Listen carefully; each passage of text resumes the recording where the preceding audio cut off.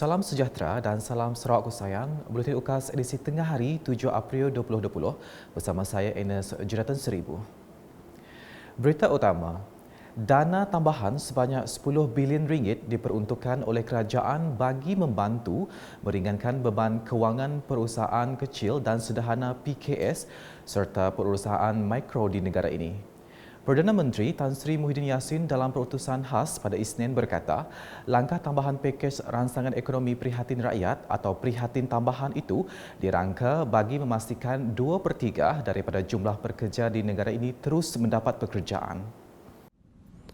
Dan hasil daripada semua usaha tersebut, saya dengan sukacitanya ingin mengumumkan langkah tambahan bagi pakej Rancangan Ekonomi Prihatin Rakyat atau Prihatin Tambahan, dan pakej tambahan berjumlah 10 bilion ringgit. 10 bilion ringgit ini diharapkan dapat membantu meringankan beban keuangan PKS dan seterusnya menjamin 2/3 daripada jumlah pekerja di negara ini terus mendapat pekerjaan. Perdana Menteri menambah, langkah-langkah tambahan yang diambil ialah peruntukan bagi program subsidi upah yang diumumkan pada 27 Mac lalu akan dinaikkan daripada 5.9 bilion ringgit kepada 13.8 bilion ringgit, iaitu tambahan sebanyak 7.9 bilion ringgit. Jelasnya, kerajaan juga mewujudkan geran khas prihatin berjumlah 2.1 bilion ringgit bagi semua syarikat PKS Mikro yang berkelayakan dengan kerajaan akan menyediakan geran khas sebanyak RM3,000 untuk setiap syarikat Mikro yang akan memanfaatkan hampir 700,000 PKS Mikro di seluruh negara. Beralih ke perkembangan COVID-19. Di Sarawak, sebanyak 9 lagi kes positif COVID-19 telah direkodkan pada Isnin. Ketika mewakili pengerusi Jawatankuasa Pengurusan Bencana Negeri Sarawak, Dato' Amar Douglas Ugah dalam sidang media COVID-19 di Kuching, Menteri Pelancongan Kesenian dan Kebudayaan Dato' Abdul Karim Rahman Hamzah berkata, ini menjadikan jumlah bilangan kes di Sarawak sebanyak 273 kes sejak kes positif pertama dilaporkan pada 13 Mac 2020. Daripada 9 kes tersebut, 8 kes dirawat di Hospital Umum Kuching Sarawak dan satu lagi kes adalah dirawat di Hospital Bintulu. Sementara itu, katanya sebanyak 76 kes baharu pesakit di bawah pemantauan PUI turut dilaporkan menjadikan jumlah keseluruhan sebanyak 1,705 kes. Dalam sidang media sama, beliau memberitahu seramai 181 rakyat Sarawak yang pulang dari luar negara, Semenanjung, Sabah dan Labuan kini dikarantin di Kuching dan Miri sebagai pesakit di bawah pengawasan PUS. Sementara itu, Dato' Abdul Karim memberitahu Jawatankuasa Pengurusan Bencana Negeri juga telah mengemaskini kawasan-kawasan berdekatan yang dikategorikan sebagai zon merah. Zon merah 41 kes ke atas, mengikut lokaliti seperti dalam peta-peta yang telah dilampirkan. Sementara itu, di Miri, seramai 94 penumpang dari Labuan dan Kuala Lumpur telah dikuarantin selama 14 hari di 2 hotel yang telah ditetapkan. Menteri Pengangkutan Sarawak, Datuk Lee Kim Sin berkata, mereka yang ditempatkan di hotel adalah terdiri daripada individu yang tidak bergejala dan tidak berisiko dan telah membuat saringan berdasarkan prosedur Kementerian Kesihatan Malaysia. Datuk Lee yang juga penyelaras Jawatankuasa Pengurusan Bencana bahagian Miri menambah, prosedur ini adalah bertujuan untuk memutuskan rantaian penularan COVID-19 serta pematuhan Perintah Kawalan Pergerakan PKP. Lagi laporan dari Miri. Dalam operasi bersepadu penyelamatan gelandangan baru-baru ini, seramai 37 gelandangan telah diselamatkan. Ketika ditemui semasa meninjau pusat kuarantin PBSM Miri pada Isnin, Datuk Lee memberitahu akan mengumumkan cadangan kepada Jabatan Kebajikan Masyarakat Sarawak untuk menyediakan satu pusat khas gelandangan Miri di sebaik sahaja selepas tempoh PKP tamat.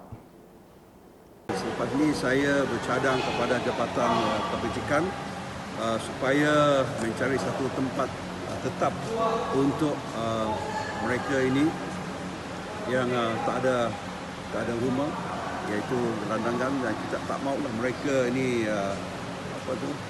berjalan-jalan di pusat bandar, tinggal di pusat bandar. Ini memanglah tak baik, dan tindakan perlu diambil lah.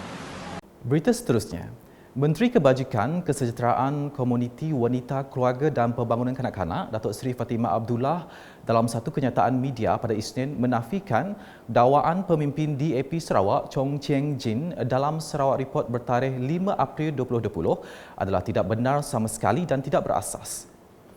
Beliau yang juga Timbalan Pengerusi Jawatan Kuasa Rantaian Bekalan Makanan sekali lagi menjelaskan mengenai strategi dan pendekatan yang telah diputuskan oleh pihak Jawatan Kuasa dalam memastikan bekalan makanan yang disediakan oleh kerajaan negeri disalurkan kepada golongan yang memerlukan mencapai objektifnya.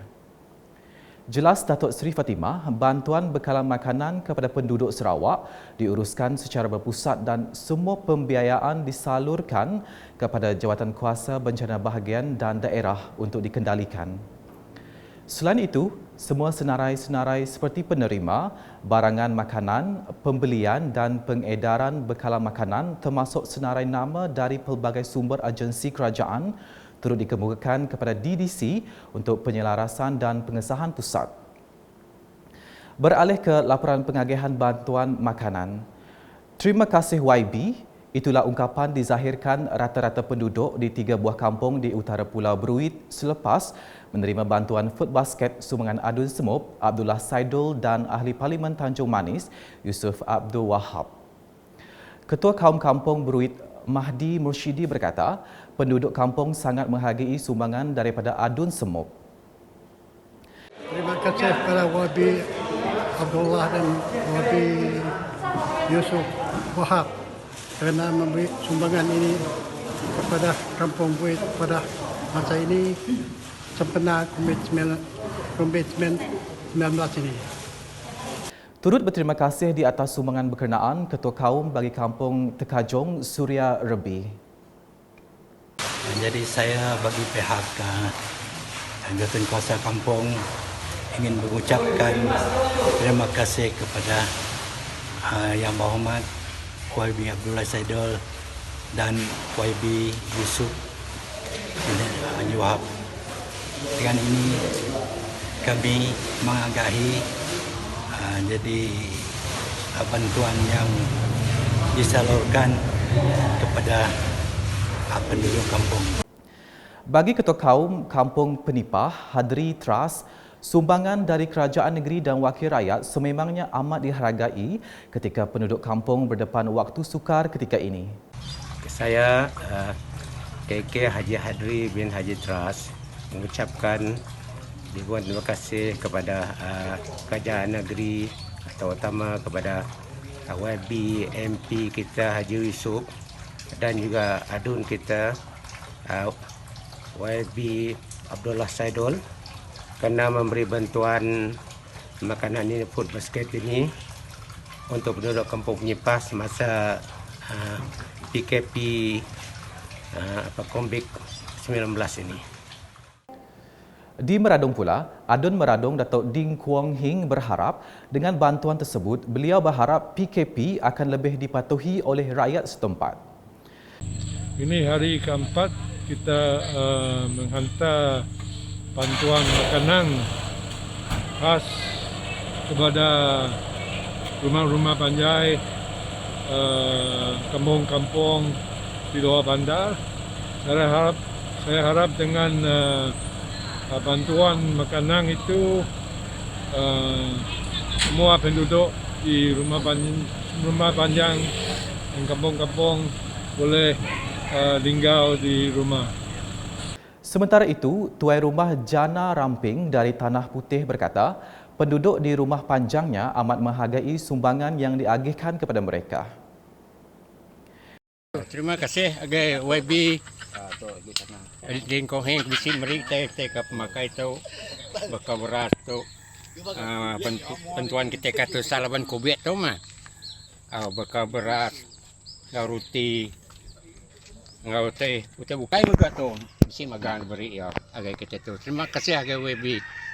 Buletin UKAS diakhiri dengan pesanan khidmat nasihat yang disediakan oleh Majlis Keselamatan Negara, Jabatan Perdana Menteri.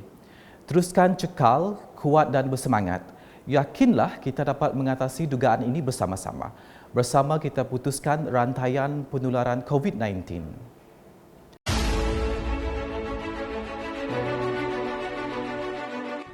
Teruskanlah cekal, kuat dan bersemangat. Yakinlah kita akan dapat atasi dugaan ini bersama-sama. Stay at home, kita mesti menang. Stay at home, kita mesti. Stay at home, kita mesti menang. Pastikan penjarakan sosial, kita pasti menang. Break the chain, kita mesti menang. Break the chain, kita mesti menang. Lain-lainnya, kita mesti menang. Stay at home, kita mesti menang. Break the chain, kita mesti menang. Pada hal lainnya, kita mesti menang. Kita duduk rumah, kita mesti menang. Putuskan rangkaian COVID-19, kita mesti menang. Break the chain, kita mesti menang. Rakyat Malaysia, patuhilah PKP. Kita mesti menang. Patuhilah setiap arahan daripada pihak kerajaan. Tinggal di rumah, putuskan rantaian, kita mesti menang.